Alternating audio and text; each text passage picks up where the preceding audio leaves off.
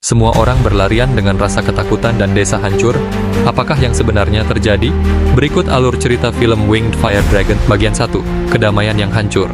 Di sebuah desa terpencil yang indah, dikelilingi perbukitan hijau dan sungai jernih, hiduplah seorang anak laki-laki bernama Roy Ken.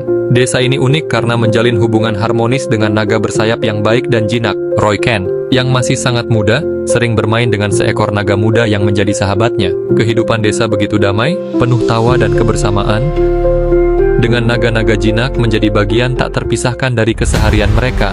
Namun, kedamaian itu mendadak sirna. Dari perut gunung berapi yang selama ini dianggap mati, bangkitlah sesosok naga jahat raksasa yang kejam.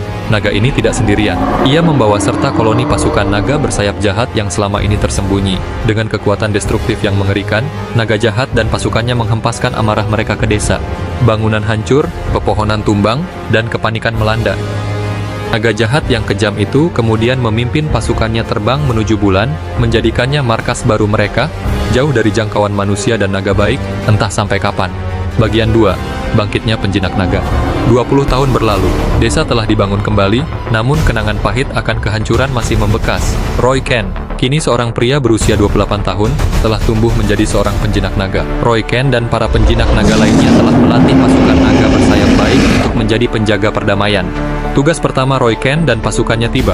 Mereka harus membersihkan sebuah gua raksasa yang telah menjadi sarang ribuan monster. Gua itu dikenal menakutkan dan berbahaya. Roy Ken, dengan strategi matang, memimpin pasukannya menuju mulut gua. Sampainya di tembok besar yang menjadi pintu masuk gua, pasukan naga Roy Ken menunjukkan kekuatan mereka. Dengan raungan dahsyat dan semburan api, pasukan naga menghancurkan tembok sarang monster tersebut. Debu dan reruntuhan berjatuhan, membuka jalan ke dalam kegelapan gua. Roy Ken, bersama beberapa penjinak naga, naik ke puncak reruntuhan, memposisikan diri untuk memantau. Dari dalam gua yang kini terbuka, ribuan monster mulai berhamburan keluar, membentuk gelombang kengerian. Roy Ken dengan sigap menganalisis pergerakan musuh, menunggu momen yang tepat. Ketika ia melihat kesempatan, dengan suara lantang ia kembali memerintahkan pasukannya. Para naga baik yang gagah perkasa segera menyerbu masuk ke dalam gua, menerjang lautan monster. Pertempuran sengit pun pecah di kedalaman gua.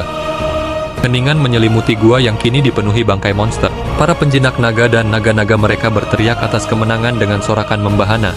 Mereka telah berhasil menuntaskan misi pertama mereka. Dengan kelegaan dan kebanggaan, mereka terbang ke langit yang mulai dihiasi cahaya senja.